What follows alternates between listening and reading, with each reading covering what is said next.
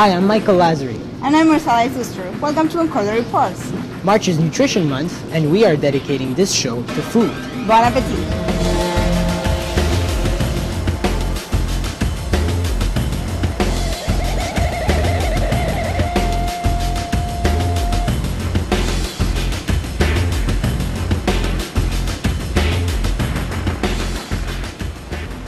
On today's show, Find out the truth behind the SAQ's price scandal. Craig Oliver tells us about his political diet. And we'll show you how to protect the environment while grocery shopping. Gourmet magazine has named Montreal as North America's most European city. One of the reasons for this is its public markets. Today, we're here at the Atwater Market, where we will be shopping for groceries, and we will be telling you what's going on in Montreal's food scene.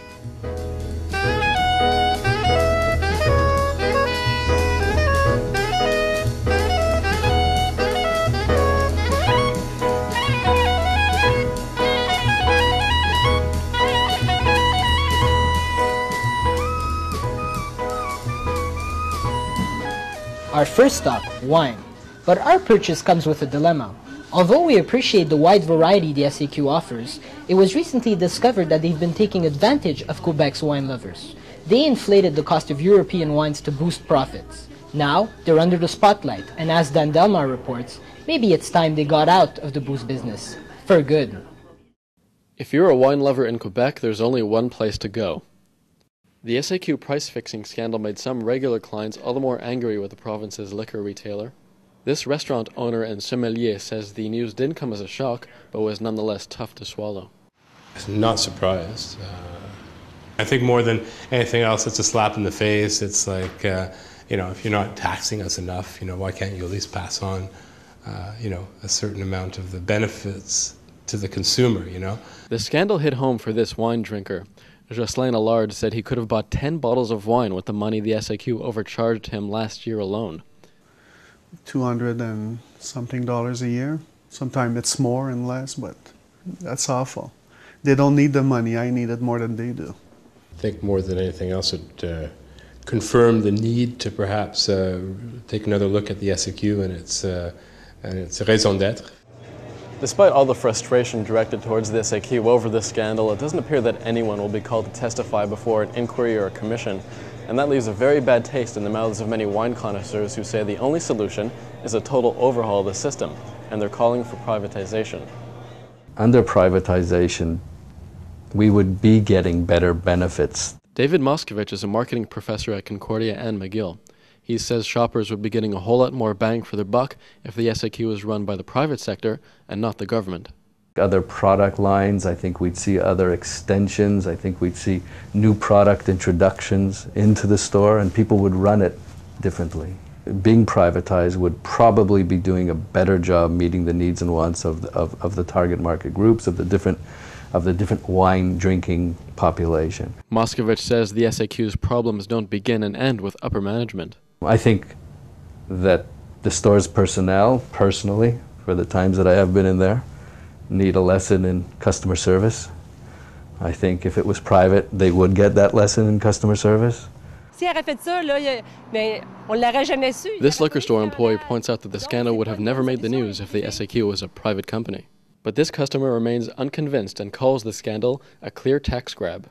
They knew they were making more money with keeping the price high when our dollar's much higher than it was, but that was just terrible. I think it wasn't fair. We may never know who was behind the scandal or how much money the government made. The SAQ certainly isn't talking. They even insisted Concordia reports film those stores from outside. And it's this lack of accountability that annoys Quebec wine drinkers more than a bad Merlot. Dan Delmar, Concordia reports. While a glass of wine can be good for your heart, a glass of water can be good for your mind. Doctors have proven that a glass of water can help you focus and be more efficient. Water makes up 75 to 85% of the brain. That's why consuming it helps us think. Insufficient water in the brain causes it to shrink. Brain cells die, and unlike elsewhere in the body, once gone, these cells are not replaced by new ones. Drinking 6 to 8 tall glasses of water a day enhances mental focus. Fruits and vegetables provide water too. Other sources include soups, juice, and milk. Evidence shows that mild dehydration weakens the ability of the human mind. Short and long-term memory suffer as a result of thirst. Drinking water also prevents fatigue and ulcers. The best time to drink your water is right before waking up, half an hour before meals, and 2 or 3 hours after. It's nice to get some fresh cheese at the market, but not all students are so lucky. That's why the Concordia chaplaincy has started the Emergency Food Fund. It's important to focus on your studies without a growling stomach. Dave Cohen explains.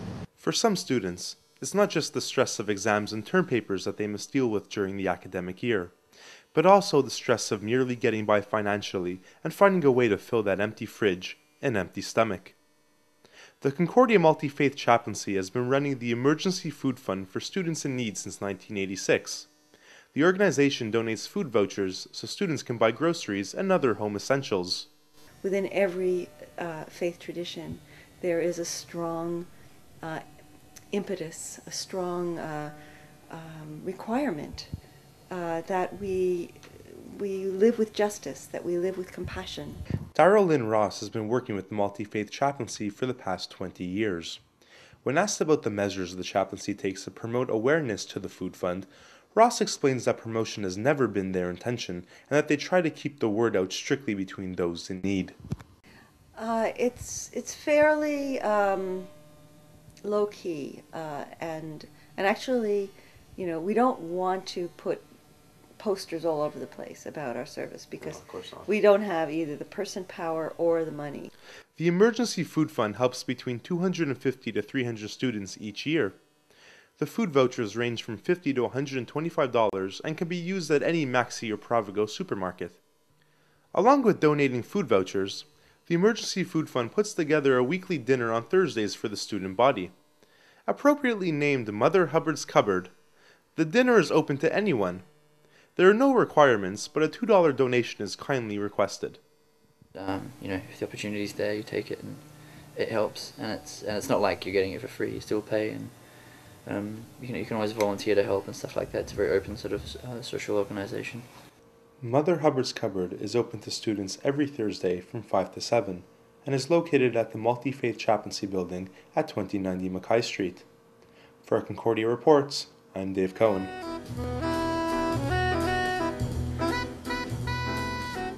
While we are enjoying food, like this delicious pastry, many are suffering from eating disorders. What's even worse is not the amount of people suffering from these disorders, but the interest the media has taken on the issue. Hazel Hernandez gives us her take on the trend. This is how the media is covering what is quickly becoming a dangerously widespread trend, anorexia. From the insider's plight to save anorexic twins Rachel and Claire Wallmeyer to Dr. Phil's fight to save this anorexic woman's marriage. After years of being blamed as triggers for eating disorders, it might seem that the media is trying to redeem itself. We've gone from seeing the anorexic rich and famous to focusing on who could be your next-door neighbor. But with the incidence of low self-esteem and eating disorders on the rise, is it working? Or are Dr. Phil and others simply trying to sugarcoat a larger issue? New studies by the American Psychiatric Association suggest that 1 in every 100 women suffers from anorexia. Health Canada is also seeing growing numbers, as they estimate that close to 8% of women in Canada suffer from bulimia, anorexia, or compulsive overeating. Thin is beautiful, or so it seems from most of these magazine covers, but studies are showing that the bombarding of these images are affecting younger kids. The Canadian National Eating Disorder Information Centre monitors eating disorders in Canada, and according to them, 81% of 10-year-olds already restrict their diet, and this is a direct result of the images that they're seeing. Can't look at a magazine without feeling bad about your body? Do you realize that the average model is 5 feet 11 inches tall and weighs 117 pounds, while the average woman in North America is 5 foot 4 and weighs 140 pounds?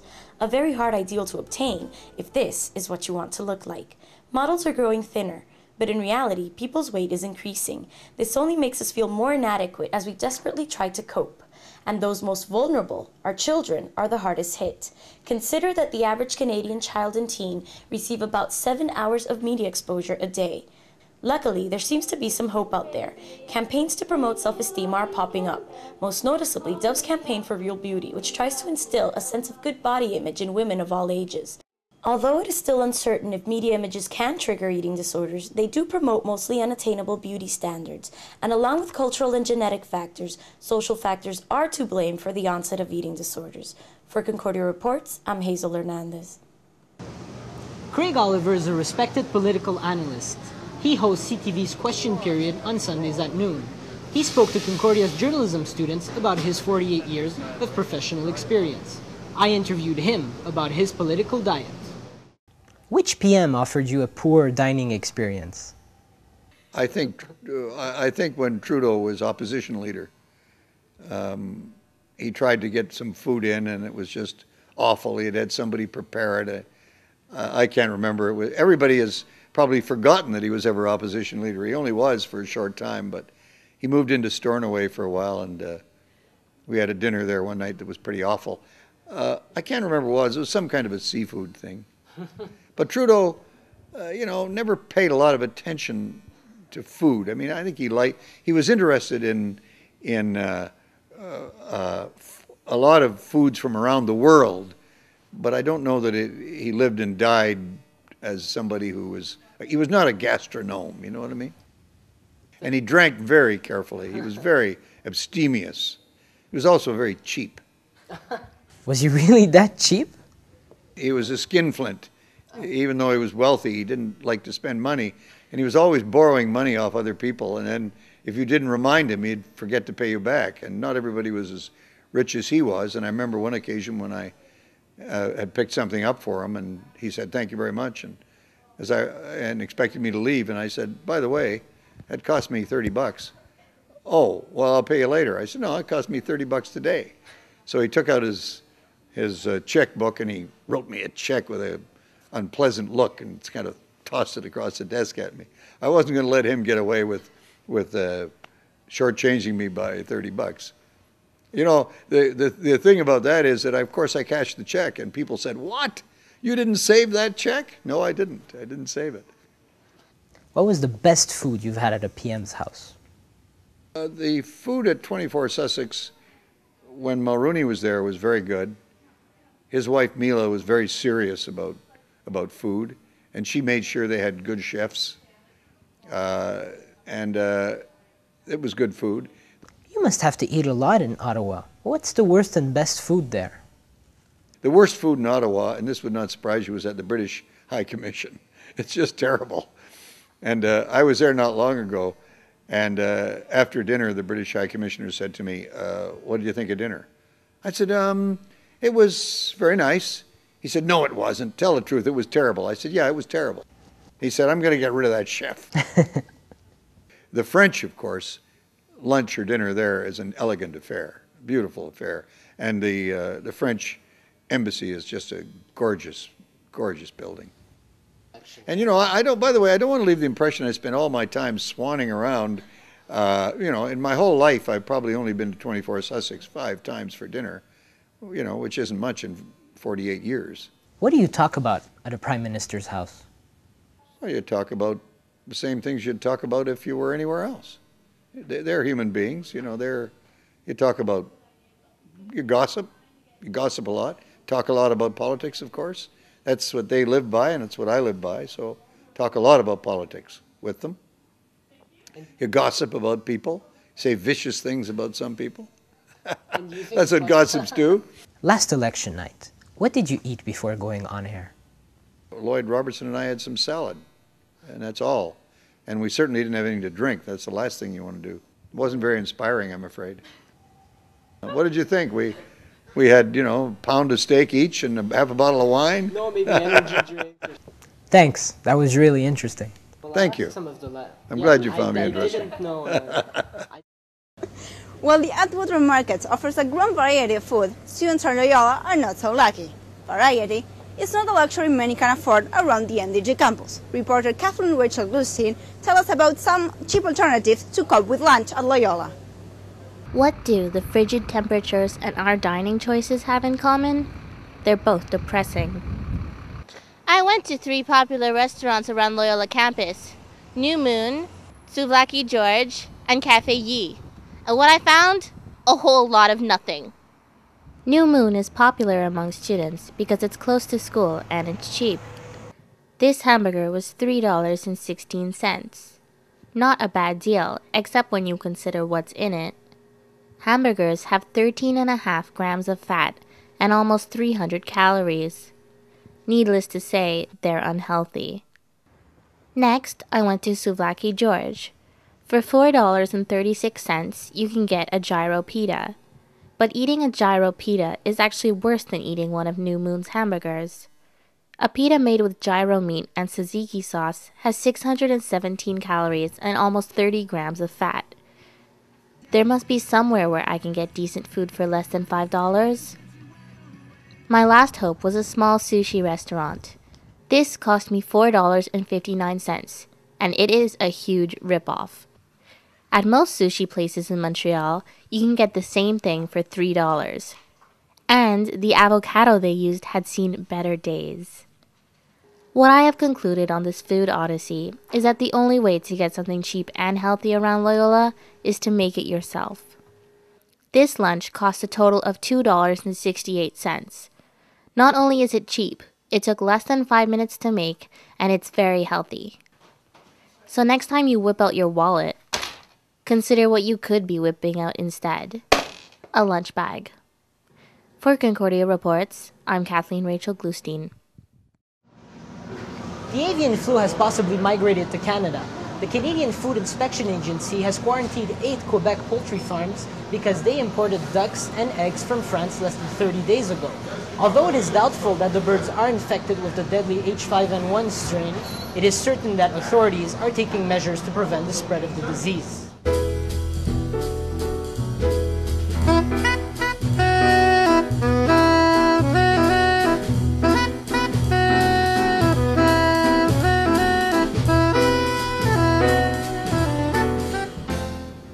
Customers across Quebec are using the new Metro reusable grocery bags. The bags are an environmentally friendly alternative to the conventional plastic bags. Reporter Sadia Birk has more.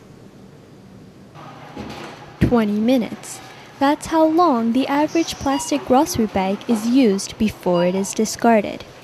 In an effort to reduce the number of plastic bags in circulation throughout Quebec, Metro convenience stores have started selling reusable grocery bags.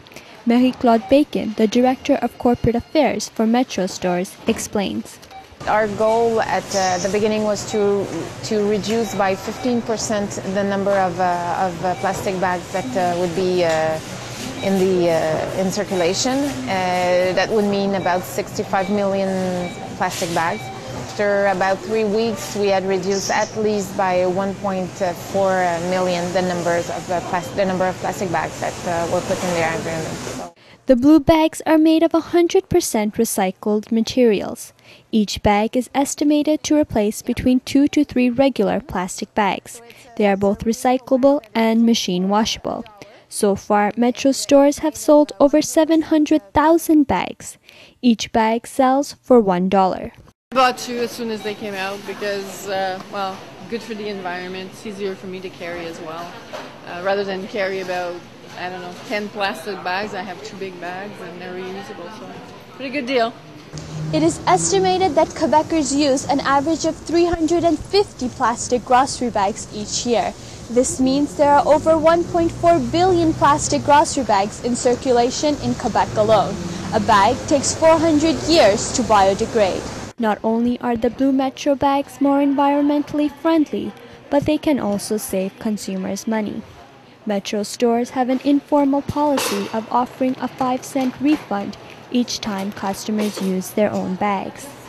For Concordia Reports, this is Sadia Burke. The reusable bag trend has also been adopted by the SAQ. We're done with our shopping for today. Now we're off to cook Greek pasta. Thank you for watching, and we'll see you next time. Goodbye!